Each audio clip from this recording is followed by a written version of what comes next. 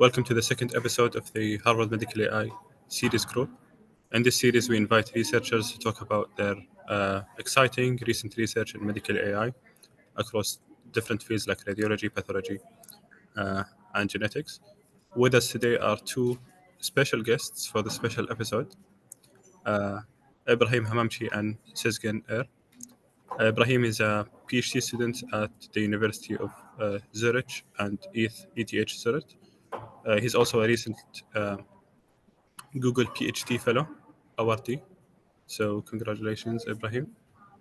And then Sezgin is a double major in computer science and medicine in Medipol University. And he also works at the University of Zurich as a software developer and also works in the Menzi lab with Ibrahim. Thank you guys so much for joining us today. As a quick note, this meeting is going to be recorded and be put in our YouTube channel, which I'll send the link for soon. So for the attendees here, if you don't want your face to be shown in the YouTube recording, you can disable your camera. Otherwise, for questions, I'll leave you guys, Ibrahim and Sezgin, if you guys want to take questions during or after the session, it's up to you. You can decide. But with that said, I'll leave you guys to it. You can start, and good luck. Thank you so much, Mohammed. Thank you so much for the kind invitation, kind words. So yes, I think we can take the questions during the talk, right? No problem. Yeah. And yeah, we can start. So I will do the introduction part, and Sezgin will be talking about the methodology and the results later on. So first of all, this work is going to be about 3D medical imaging, and we are going to evaluate different vision encoding strategies for the downstream task in 3D medical imaging, especially for chest CT. So the work is called Better Tokens for Better 3D. We call it BTB3D, Advancing Vision Language Modeling in 3D Medical Imaging.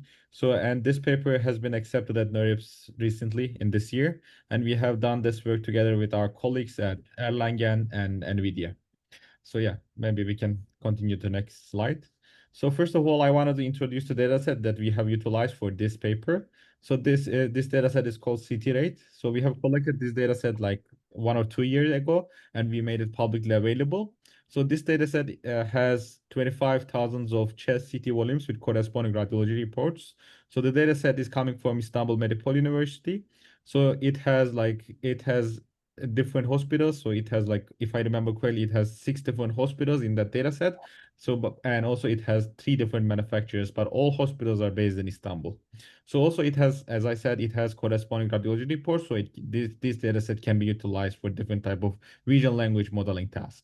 So as far as I know, this is one of the very few data sets in 3D medical imaging that pairs images with corresponding radiology reports. And also maybe as a reminder for you, so this CT-Rate and also is publicly available on Hugging Face. You can utilize it anytime you want. Also, if you want to check, you can check Merlin dataset. It has been available very recently. So it is like, it has contrast enhanced abdomen CTs, almost the same size with corresponding radiology reports. So yeah.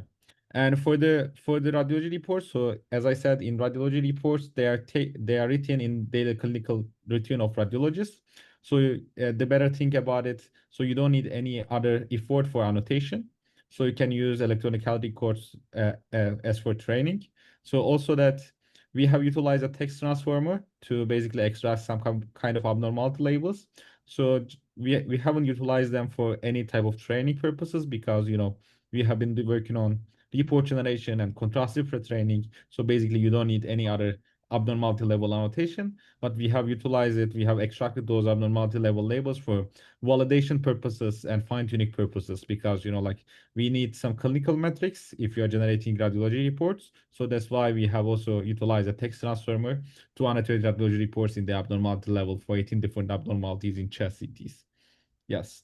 And as I said, the dataset has almost 25,000 of chest CTs, non-contrast chest CTs, and also, you know, like sometimes it has multiple reconstruction, because some reconstructions are suitable for different windowing settings. For example, in chest CT, you have long windowing and mediastinal windowing, and sometimes one reconstruction is better for one windowing and one for the other. So that's why most of the time it has two different reconstruction, which makes like almost 50K of chest CT volumes. And the dataset size is almost like 12 terabytes.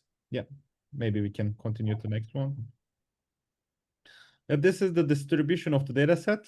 So maybe that's not related to that presentation, but like we wanted to put it here because like as you can see here, the distribution is very diverse. So we have a very diverse age groups. We have very diverse of like in terms of slice counts. We have a lot of we have a lot of variability, even though it's coming from the same cohort.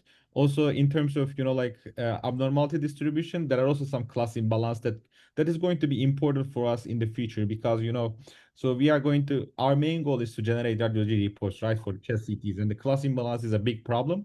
So as you can see here, there is some class imbalance in terms of the abnormality distribution. So also that there is also abnormality distribution here is shown on the right side for the RAD-CHEST CT dataset. We have utilized RAD-CHEST CT dataset for the external evaluation. So RAD-CHEST CT dataset has like, if I remember correctly, 3,000 of non-contrast chest CT volumes with corresponding multi-abnormality labels. So it has no radiology reports, but when you have like multi-abnormality labels, you can utilize them for generating clinical metrics. So that's why that's how we can utilize it for the external evaluation. Yeah, maybe we can continue. And yeah, so this is like a detailed distribution here. As you can see here, there is also like slice thickness information and XY spacing information. Those are also important for us because, like maybe you need to pre-process the data. You need to make it uniform spacing because spacing information is so important when you do the report generation because some kind of abnormalities are very dependent of the size. And for example, like some nodules, for example, some abnormalities, if they are so small, maybe they are not considered as the abnormality. So that's why the size information is so important. Also in the reports, there are some numbers that are given some information about the characteristics of the abnormality, the pathology. So that's why I think it is better to give the spacing information, the pixel spacing information to the model when you train your model or apply uniform spacing. So that's why, like those informations are really important. And also the sex distribution is important. I guess I think it should better to have like almost the same distribution. So that's why I think we have included these type of metadata in the CT rate dataset as well. Yeah, maybe we can continue. So just we wanted to put it here so that we wanted to show that so this dataset has been available almost for a year and it has been accessed by almost 3,000 different researchers. And as I said, this is like a very huge dataset, like 12 terabytes of the dataset, and it has been accessed by almost 3K different researchers and different research groups. So that's why we wanted to put it here. Yeah. And maybe the next one, yeah, maybe I'll be talking about this one and I'll stop. So now let's talk about the our recent work, the BTB3D. There's better tokens for better 3D paper. So now I want to tell you about why we have done this study. So previously on CT rate dataset, we have trained some kind of report generation algorithm, and we have realized that, okay, there are some limitations in terms of clinical accuracy. So because, like we couldn't reach the levels that can be utilized in the clinics. So that's why, like we wanted to investigate the problems in our architecture. And we have realized that there are some problems that is stemming from the vision encoder. So for example, in the previous data set, in the previous state-of-the-art methods, they have been utilizing the contrastive learning for vision encoder pre-training. And there are some limitations for contrastive learning to be used in 3D medical imaging. And the main problem is that, like when you apply contrastive learning, so the batch size is important in contrastive learning in naive clip training. And also the reports are written for whole CT volume. So that's if you are going to apply a contrastive learning strategy, you gotta provide whole CT volume with a high batch size. So that's why the computational complexity is a bit challenging. So that's why I think it is very hard you to design a big architecture, a big model. So that's why, like maybe contrastive learning strategies is not good enough for these type of 3D medical imaging. Also, 3D radiology reports, the radiology reports for 3D medical imaging is super long because for example, in chest CT, you can identify more than 100 different abnormalities, and the reports are really long. And the main problem is that, we don't have a lot of data to learn all different kind of abnormalities, and these abnormalities are mentioned in the reports, and we don't have any other information to support those learning strategies. And like we have realized that okay, there are some abnormalities that cannot be learned during that contrastive learning pre-training. Also, in terms of variability, same abnormality, same condition can be written in a different words by different radiologists, because like in contrastive learning, for example, let's assume your batch size is 8 and you are providing 8 different healthy cases, and you are assuming that okay, you have only one match report and the other reports are unmatched, and actually that those are not true if all of the cases are healthy. So it can be written in a different format, it can be written by a different radiologist, but all reports are healthy and all CT cases are healthy. And the main difference is the anatomy. And we don't care about anatomy, right, in the radiology reports. So we are focusing on the abnormalities. So that's why, like contrastive learning is limited in this setting, especially in 3D medical imaging. So that's why we wanted to design a new encoder decoder architecture that can be trained on a small subset of the CT volume, and that can scale to the longer sequences. And also it can be adaptable for 2D and 3D inputs, because like as I said, 3D medical imaging data in with radiology reports is very limited. So that's why also in terms of 2D medical imaging, for example, chest X-rays, there are more resources in the field publicly available. For example, mimic data set, Checkspert data set, so that can be utilized for pre-training as well. So that's why I think it is better to utilize encoder decoder architecture that can be adaptable for 2D and 3D medical data. So that's why we wanted to design an encoder that can be adaptable for 2D and 3D inputs, also that can be trained on shorter sequences and that can scale to longer sequences, or it can solve the limitations that is coming from contrastive learning. So that was the main motivation of this paper. And also we wanted to design this BTB 3D architecture, and we wanted to show its effectiveness in radiology report generation and text conditional CT generation, because we think that those two are the main 2 points that can be done as a VLM task in 3D medical imaging.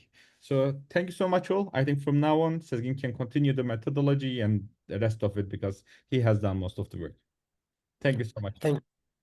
Thank you very much for the introduction, Ibrahim. So I will now continue with the more technical stuff that we have. So basically, as Ibrahim mentioned, we need a kind of like a good way to encode our long CT volumes. The issue here is that compared to the 2D modalities such as X-ray, when you try to encode for example, a CT volume, the model size increases a lot if you are going to use conventional transformers, which will not fit to the memory, and it will just make the model extremely big to be able to for us to train that kind of model. So there are different ways of making that more memory efficient.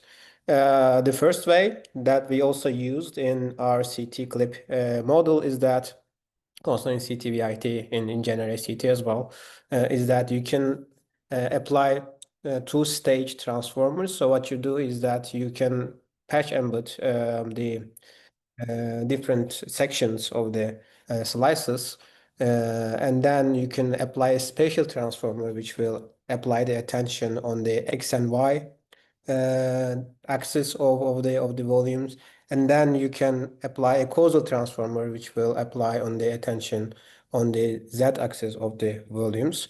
So it is of course way more memory efficient because you apply the attention in different stages. So it is not like multiplied, but it is summed up by means of the memory. So this is a efficient way of encoding the volumes.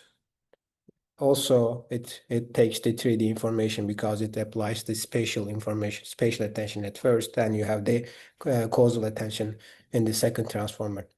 But this is not very useful for the generation, as we have shown in Generate CT. with that kind of approach, you cannot generate very good volumes. So people in computer vision area have been using different approaches.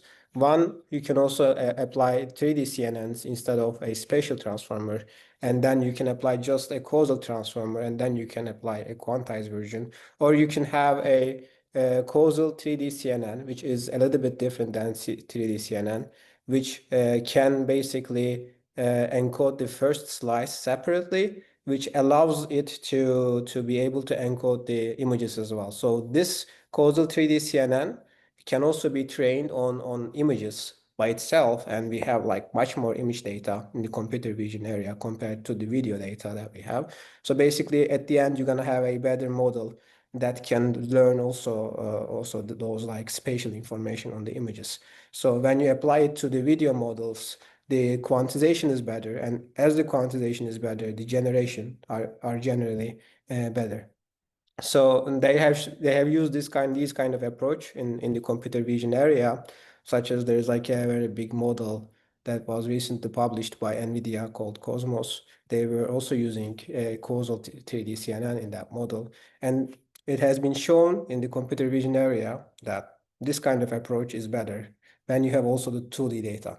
So as we want to have a encoder-decoder network at the end that can also encode 2D images and 3D volumes at the same time, because we have, for example, for the same patient, we can have an X-ray and we can have a CT volume of the same patient. And there is like cross-modality information that model can learn from that kind of data set. So at the end, it will be better if we can encode both with the same encoder. So we have decided to use those causal 3D CNN, and we have decided to train a model by using that kind of architecture. But the issue that we have,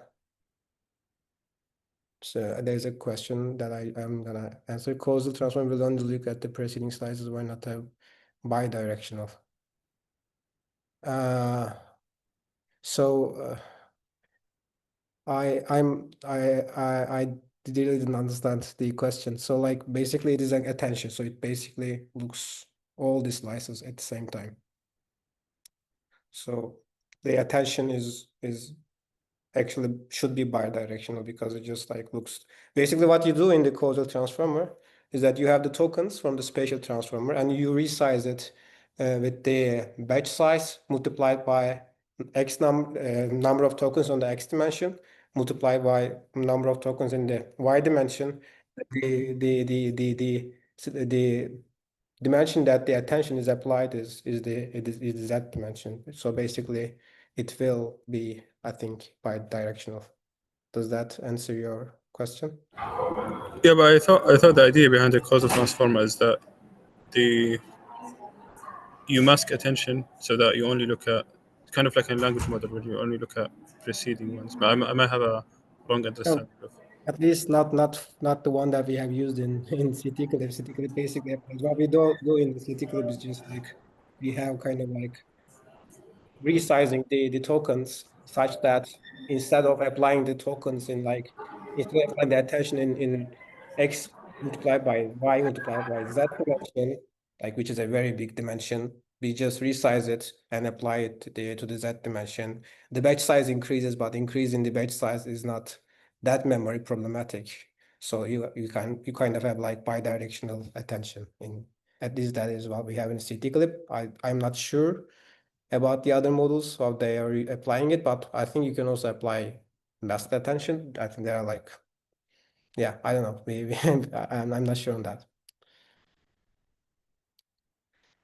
So what we have done here is that, okay, we want to have a model that can encode both 2D slices or X-rays. We didn't use X-rays in this research, but it can also encode X-rays, because it can also encode 2D images.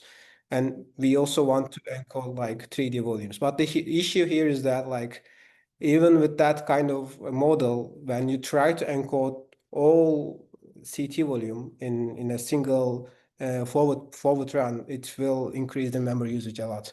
So we had some tricks to solve that. First of all, we applied something called 3D Haar wavelet transformation, which basically transforms the XYZ space into like it depends on how much you use that, but like basically what we are doing is here is that like we basically decrease the XYZ space by 2 times, and it increases the channel by 8 times. So basically you don't lose any information, but instead of you have XYZ and 1 channel, you have X divided by 2, Y divided by 2, and Z divided by 2 to 8 channels. This is useful because when you apply the first CNN layer, it will all be same by means of the model size from the next layers. So basically, you decrease the memory usage by using that. And then we apply causal CNN layers, and then we apply a lookup frequentization, and then we basically train those quantized tokens to be a decoder network. We feed them to a decoder network, and then we train the model using that. So we have three-stage training. The first stage is pre-training with 9 slices. It is 1 plus 8 slices. So basically, at the first stage, we want the model to learn the spatial information mostly on the X and Y dimensions. We don't really care about the Z dimensions that much in the first training, because it is computationally very expensive to train the model with the whole CT volumes in a single run. So basically, what we have do is that in the first training, we just randomly select 9 slices from CT volumes, and we try to reconstruct it. In the second training, what we're doing is that so basically, as I mentioned, we don't have a very good way to fit the memory when we provide the whole volume, but at the end we want to have an encoder-decoder network that can encode and decode whole CT volume. So we needed to solve this problem. So what we done that we have realized is in the causal CNN, it generates 2 tokens. One is coming from the first slice, and the second token is coming from the first and the remaining slide. So basically, what we want is that we want to basically make the model learn that it doesn't get affected by this first token. So what we have done is we applied something called something we call encoded tiling. So basically, for the first, so here we have 81 slices, but for the first encoding, we take the first and the second tokens, because the first tokenization of the first layer is important, because all of the remaining will be focused on this. But what we don't want to have like the other first tokens, because we want to make the model continue from these tokens. So basically, we don't take the first tokens of the remaining slices. So basically, what we are doing here is that like in 81 slices, we divide it into 9 chunks of 9 that has the common 1 slice, and we don't take the single slice encoding. And then we concatenate them, and then we feed forward it to the B2B3 decoder, and then we try to reconstruct. We have observed that when we do this, the reconstruction volume is not affected by the input size. Basically, you can provide the whole CT volume, and you can reconstruct the whole CT volume without an issue. And also, we apply the decoder fine-tuning slices. Here we basically have frozen the encoder network, and then we only train the decoder network, so we can give more slices, so it will make the output a little bit better. Here are the losses that we have used. We have a little bit different approach than Cosmos training, because like in Cosmos, they have different losses for video that doesn't make sense in CT, so we didn't use them. But what we have used is, of course, a reconstruction loss, because we want to reconstruct the volume at the end. We use adversarial loss. Adversarial loss helps a lot to train these kind of models. And also we use a vector quantization loss to be able to make the quantized space more robust. And this shows the training strategy. So basically, in the first one, we are trying to reconstruct the 9 slices. In the second one, we divide the 81 slices into 9 chunks. And as you can see, for example, nth slice here is common in the first and second window, and we don't take the Z12 here at the decoder phase, so it is not. It basically doesn't use the intermediate single slices. It only uses the first single slice. And in the third stage, we freeze the encoder network and we only train the decoder network. So this shows some results of it. As I mentioned, for the first stage, it only learns to encode 9 slices because we don't have any basically training strategy to solve this. So after 9 slices, of course, the accuracy of reconstruction it gets decreased because we didn't train them. And then in the second stage, as you can see, even though we trained the model with 81 slices, we can basically reconstruct the whole volume very well. So basically our strategy works. And of course, when we apply the stage 3 training, it makes it a little bit better because we make the decoder a little bit more robust compared to the second stage. And this shows some numerical results. So we have trained 2 models. The first model encodes the volumes 8 by 8 by 8, and the second model encodes the volumes 16 by 16 by 8. These are basically bigger encodings compared to the state of the art. There are some like other models published by NVIDIA, such as MyZ, which encodes only 4 times 4 times 4, I guess, or 4 times 4 times 2, I'm not sure. But like we need like more compression because at the end we want to train report generation models. And if you have lots of tokens in the report generation models, the accuracy gets decreased in our experiments. So what we want to do is that we want to compress the models a lot. So basically we have trained these like high compression rates, and this shows the results of the 3-stage training. So increased PSNR means better reconstruction, increased SSIM means better reconstruction, and decreased MSE means better reconstruction. As you can see, in each stage, our reconstruction gets better. You can see in both trainings. Yes, let me take a look at. How would you say using R-Rail as a fixed element of the tokenized impact model? Are there any considerations of having differential element? Yeah, it might be like the issue with the differential element is that it adds a little bit more complexity to the training. So we want to use like we want to make it like not trainable because at the end we just want to train the encoder model. But yes, it can be also differentiable. We don't have any experiments on that, but yeah, it makes sense. The higher wavelet transformation is also used a lot in the area, but like yeah, it can be differentiable as well. We should try that. I hope that answers your question. And then we applied our, like, basically what we have here is that we have an encoder decoder network. So basically we can tokenize our CT volumes. Then we can use those tokens to train like downstream tasks. These tasks are the tasks that we have been working on, such as report generation and text conditional CT generation.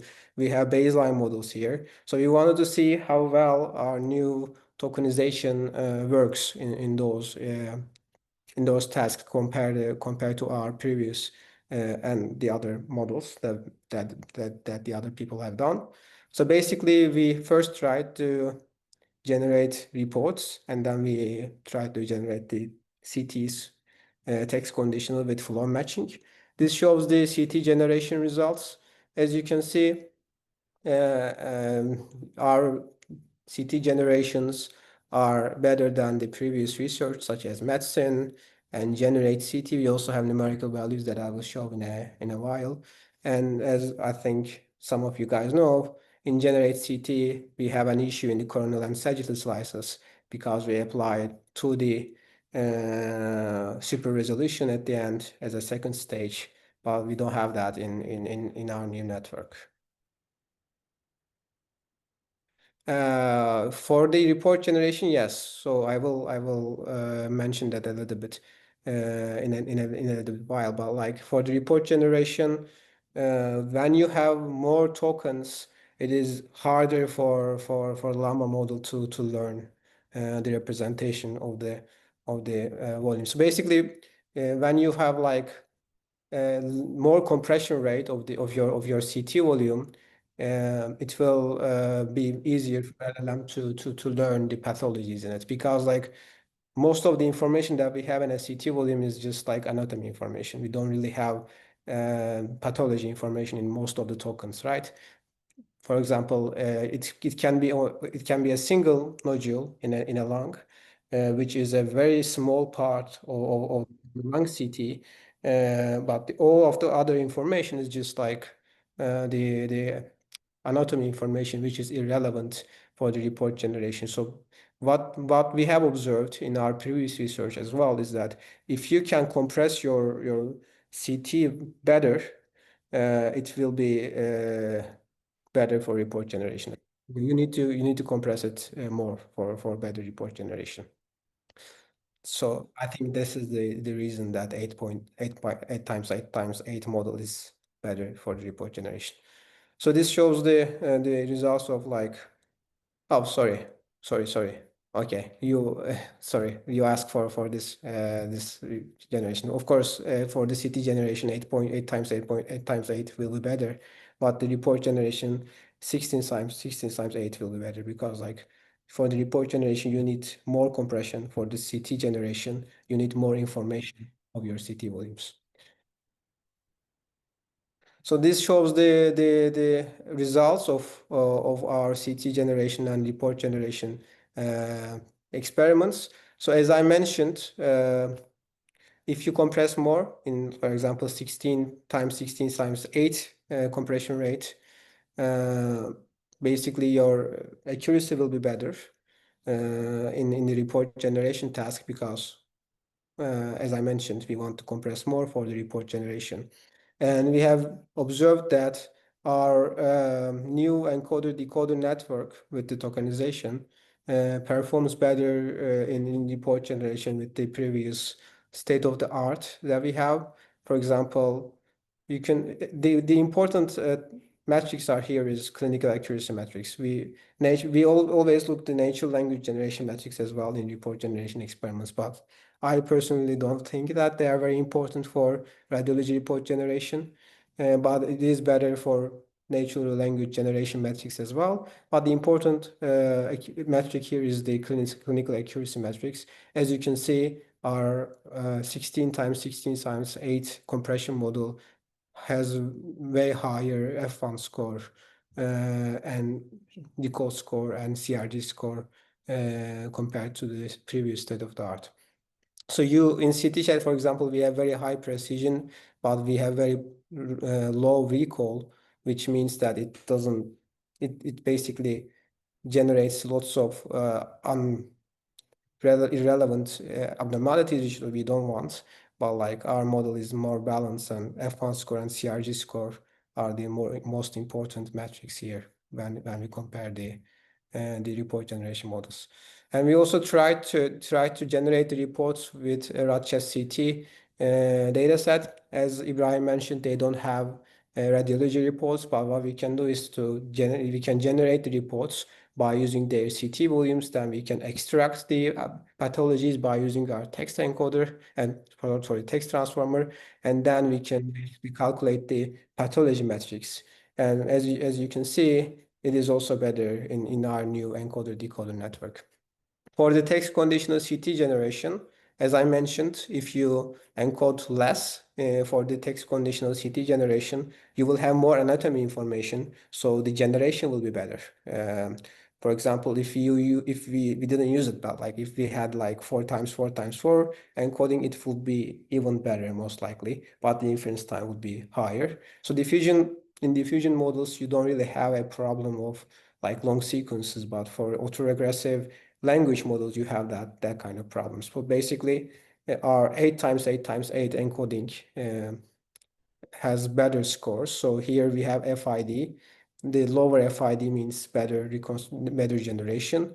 The lower FED means better generation, and higher Eclipse score, of course, means better generation. FID and FED shows the generated image and how well it is compared to the ground truth image. But Eclipse score shows also shows that how aligned it is with the input text that we have given.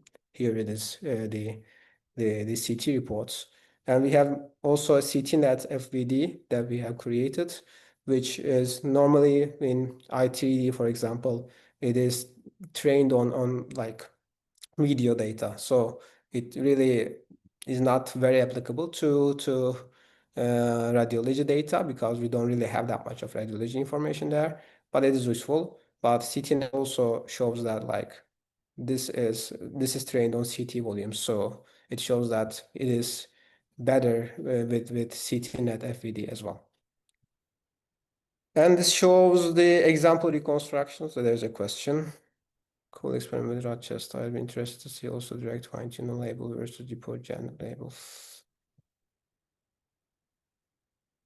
Yes, yeah, that makes sense. Yeah, we could also train a small like classification network with the encoded token that we could compare. We don't have any experiments on that, but yeah, it definitely makes sense. So these show some example reconstruction of 16 times 16 times 8 compression rate. As you can see, it gets better with each stage and it gets very close to the ground truth at the end. As I mentioned, for this first stage, we don't have a good reconstruction after 8 slices, and this shows the 8 times 8 times 8 reconstruction.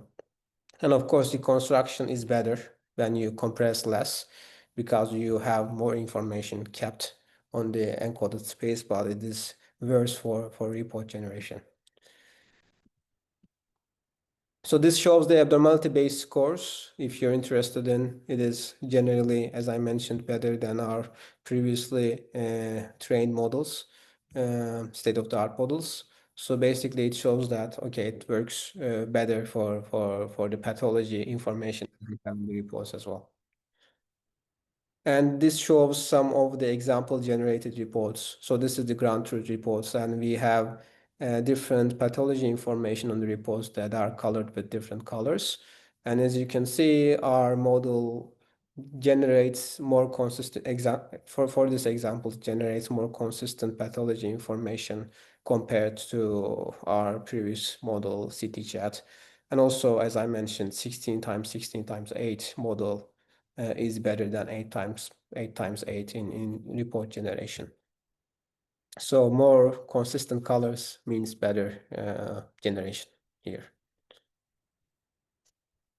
And this shows the example generated CTs. For example, this is a chest CT scan. The input here is the chest CT scan of a 32-year-old male, consolidative area in the posterior segment of the right upper lobe. And it basically shows the generated volumes here. As you can see, Medicine and Generate CT don't have the consolidative area. And as I mentioned, Generate CT has a problem on coronal and sagittal slices, but our model can generate the consolidative area on the right upper lobes. And also, it is better consistent with coronal and sagittal slices as well. And this shows another example of the normal finding. As you can see, it can generate normal CT volumes without any pathology on the lungs. And of course, Generate CT doesn't generate a meaningful volume here, and Medicine always generates healthy. So yeah, and also, yes, there are some, like in Medicine, there is always calcification on the aorta for some reason that I don't know. So it is a little bit better than both of the previous state-of-the-art. So as a conclusion, here we introduce BTV3D, which is a framework designed to overcome the core challenges that we have in 3D medical images. So we have a causal, a convolutional encoder decoder network which is paired with the three-stage training strategy, which allows us to train memory effectively to encode our whole CT volumes. And for the key performance breakthroughs here, we both have better radiology report generation scores and better text-to-CT synthesis scores compared to the previous state of the art. I also want to briefly mention that we have a benchmarking effort called VLM 3D Challenge. Mohammed is also one of the organizers of this challenge. So it will be an XT challenge as well. We want to keep it as an open benchmark. So if you have any models that is on CT rate for text generation, text to CT generation, or report generation, or abnormality classification, or abnormality localization, we have 4 different core tasks in that challenge, and we basically want to use that as a benchmarking on our CT rate data set.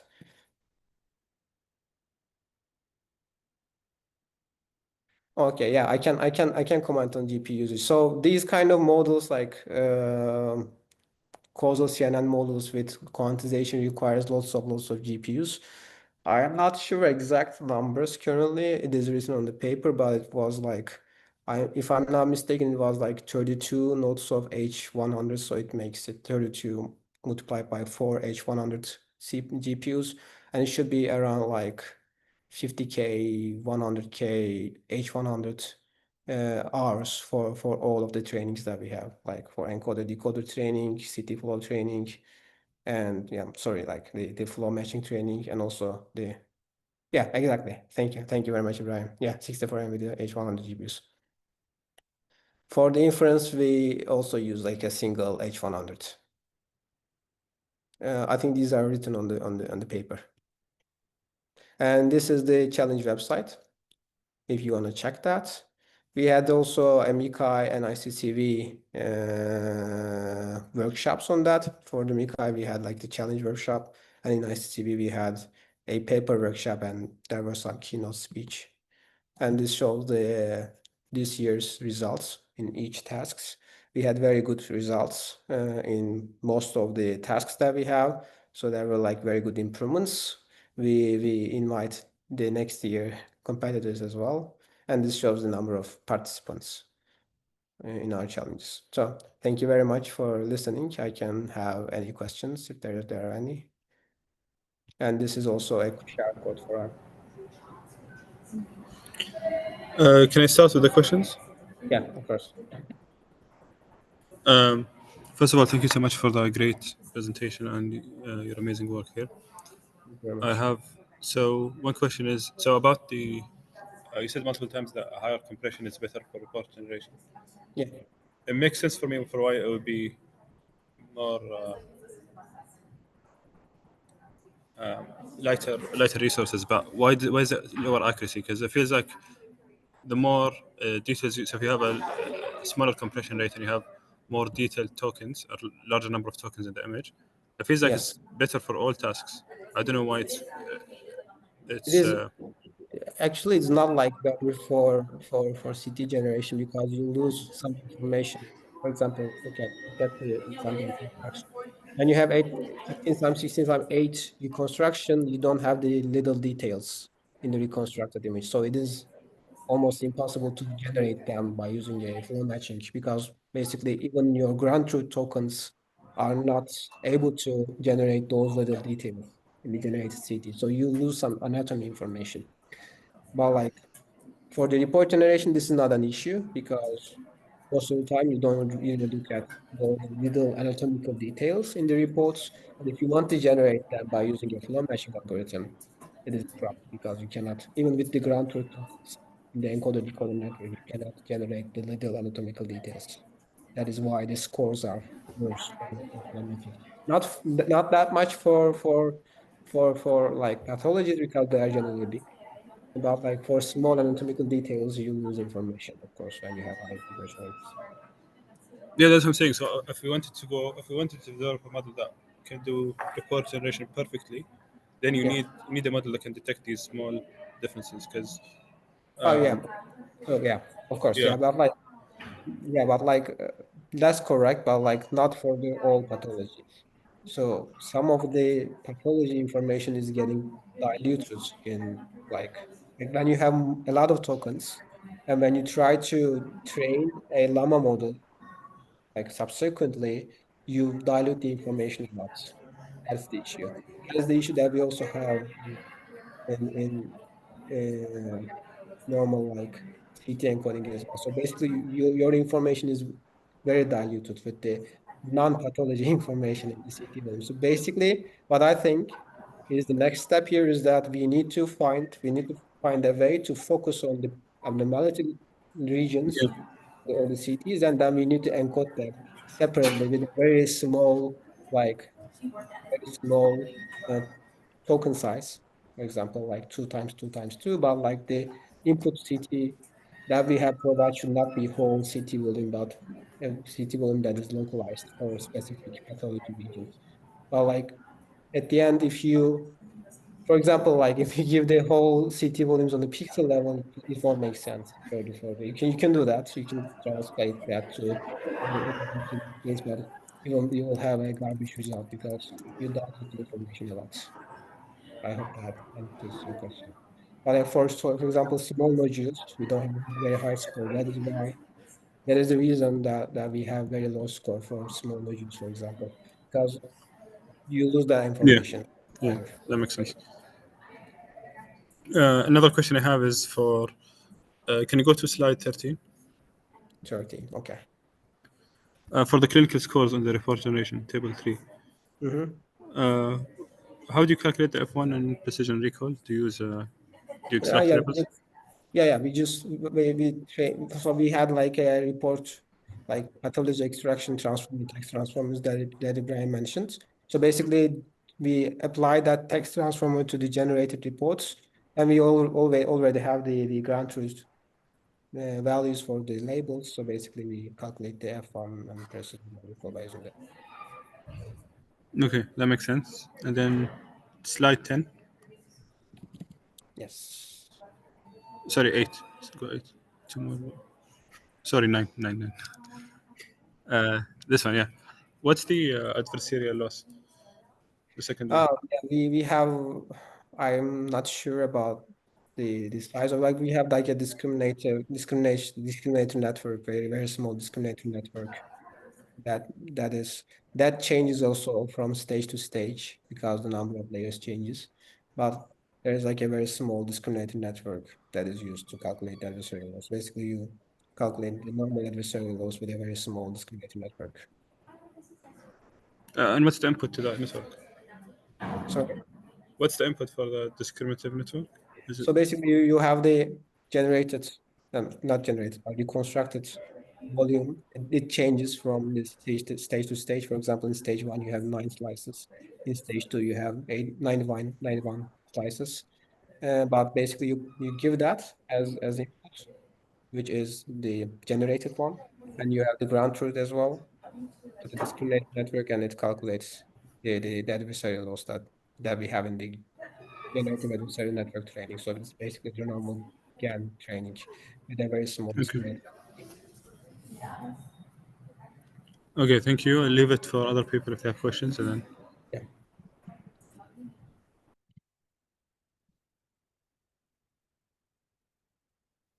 Any questions? Yeah, maybe I have a question. I am a radiologist myself, and I have two questions. The first one is what kind of end usage or end application do you see for the decoder part, the part that produces scan based on prompt? And the second question is, as radiologists, we do not describe all the specificities that exist into a CT scan, because we want to stay relevant to the pathology or to the clinical question that is asked to us. And how do you deal with that when you train your model in a contrastive way or something like that? Do you know if you have a way for the model to have a spontaneous understanding of human anatomy and human pathology? Thank you very much for the great question. So for the first question, if you have a text to report, sorry, text to CT generation network, this is useful in our area because not always. Okay, I will answer the question later. So basically, not always you can share your data set because of the some legal and ethical procedures. So you're not always able to share your data set. What you can do is you can train a very good CT generation network, for example, and you can share that, and then people can use that to generate data to train their own models. This is the first usage that we say when people ask that question. The second usage can be also educational purposes. If you have a very good model that can generate pathologies very well, that can be used to used in the education of the new radiologists or new medical students. The third usage is of course data augmentation. So if we generally have like a very limited number of data in medical data sets. So basically, when you have a limited number of data, you can, if you have like a generative model that can generate CT volumes with specific text information, then you can, for example, increase the rare pathologies, right? You don't have almost very high number of data for rare pathologies, but you can generate CT volumes with those kind of models, and then you can increase that number of the rare pathologies, and it will increase the subsequent classification score. For the second question that you asked, is currently we only have the, in our model, we only, basically what we are doing is we give the CT volumes and we try to generate the radiology report, which may not contain all the information, all the pathological information as well, if they are not written. But in the next research, we can also provide, for example, electronic health records of the patients. So the model can also learn the history of the patient, and it can also integrate that information. So it can also look at the specific details that the radiologists look. I hope those answer your questions. Yes, thank you. It's very clear. Yeah, thank you very much. Can I go with a follow-up question? Yes, of course. What would be the perfect data set for you to train your model on? What would you require in a perfect world? So perfect data set to train a model that can generate very well reports. Is that the question? Yeah, exactly. So Yeah. what do you need from the medical institution that Mhm. produce those CT scans and reports Yes. to give you for you to make the most of your architecture? Okay, so like of course the data set size is important. If you have more data, you have better trainings of the large scale models. So more data is better. But also currently we are also working on like some radiology reasoning models. So basically, if you have like radiological reasoning framework of a radiologist, for example, if you have the data that what they look at the scan, where they look at the scan, we can incorporate that information to our models as well. And then we can have kind of model that reason like a radiologist, which would be better by means of accuracy, and also would be better for by means of like basically what the model looks at. So we have a black box here, right? So we can also understand what it really looks at if we have radiological reasoning data. So we don't have that kind of data currently, but like if we can have that kind of data set where radiologists also basically annotate the data while they are doing their own clinical works, and then if we can use that kind of data set, that kind of information in our report generation models, that will of course increase the report generation.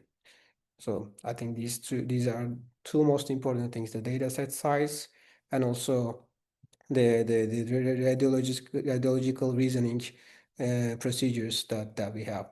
Also, multi-institutional data is better. So if we have multiple institutional data, it is more robust.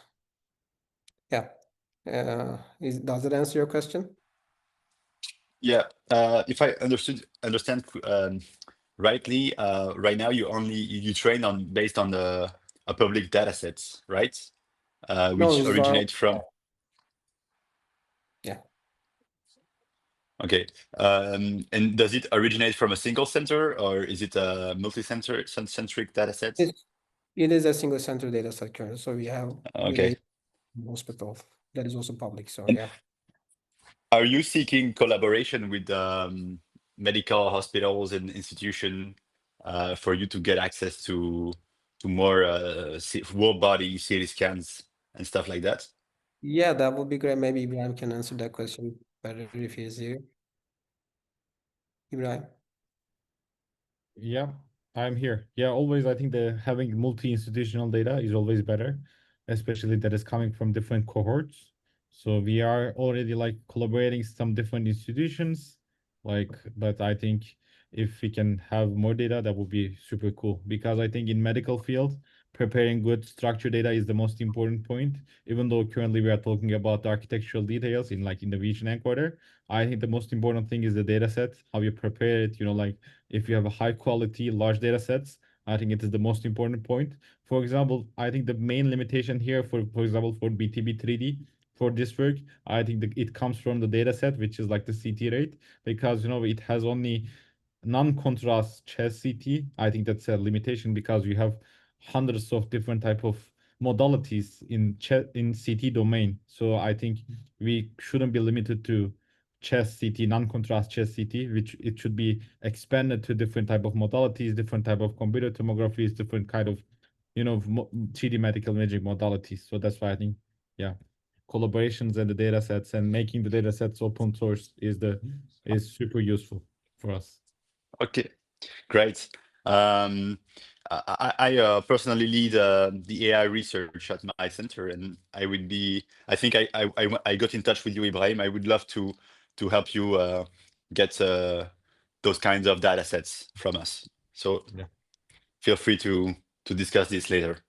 Yeah, okay. Yeah, that would be super cool. Let's discuss this afterwards. I think, yeah. Great. Thanks so much. There are another question from Taufik. Is that correct pronunciation? Yes, please. I'd like to ask if there will be a VLM 3D challenge for 2026, and if so, what would be your advice for approaching these challenges from compute constraint environment? So do you mean for training or do you mean for inference? For training. Yeah, for training we don't really have any compute environments for the participants. Well, for the inference we basically provide the compute environment. I'm not sure if it is feasible to provide training compute environments to the participants. Okay, I don't necessarily mean providing compute environments, but maybe just general advice on how to go about it in a compute efficient manner. Oh yeah, okay. So basically, yeah, I would use mixed precision, for example, which would allow to have less amount of GPU usage. Also, if you have more GPUs, using DDP helps a lot to speed up the training. So I would use that as well. Also, deep speed helps a lot to have it less memory required. Yeah, these are the most important things that we look at in training. Also, training, the training things that you can apply also helps a lot. Like for example, what we have done here in piling also helped a lot to decrease the number of and the decrease of the memory usage of the GPU. Does that answer your question? Yeah, that answers it. Thank you very much. I think there were other questions. Wait, before we take other questions, so we're past the time, but I'll leave it to you guys on how much you want to stay. I can have one more question. There were another question that was just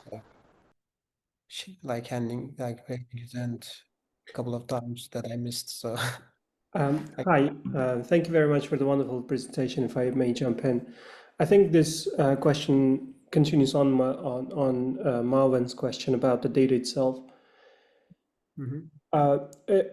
As I understand, the data has been collected from the sites in Istanbul, right? Yes. Exactly, yes. The first question would be on the reports. So the reports were originally written in English and then were used for training, or were they in Turkish, which is the Yeah, they original, and then translated for Yes. to English? So they were Turkish. Then we have translated them by using Google Translate API, and then we checked manually all of them. Okay, sounds good. And I have one. The other question is about the generalizability, or let's say variability of the data. So as I understand, one of the biggest problems, or rather limitations of the work or of the data set, is that it's particular to Istanbul.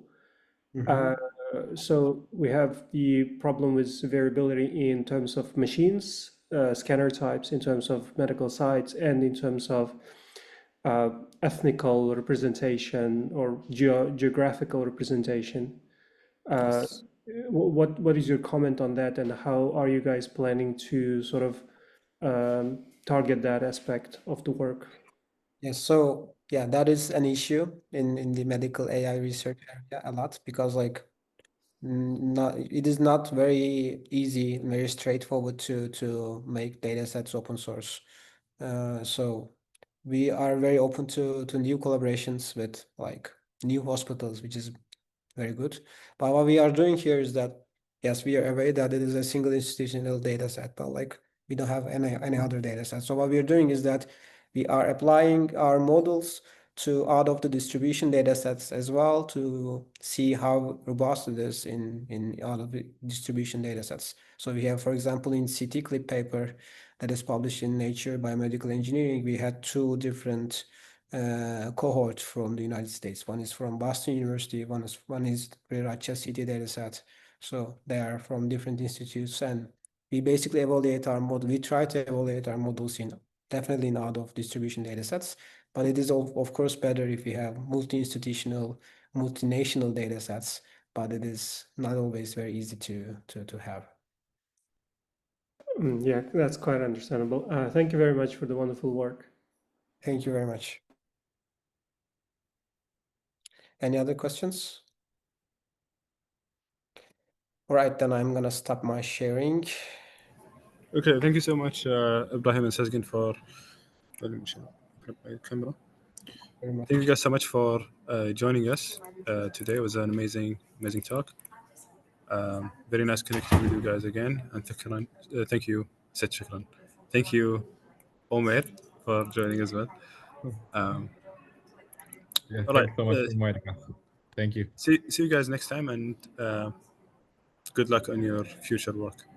Yeah, thank you. Bye. Like if you know what I mean.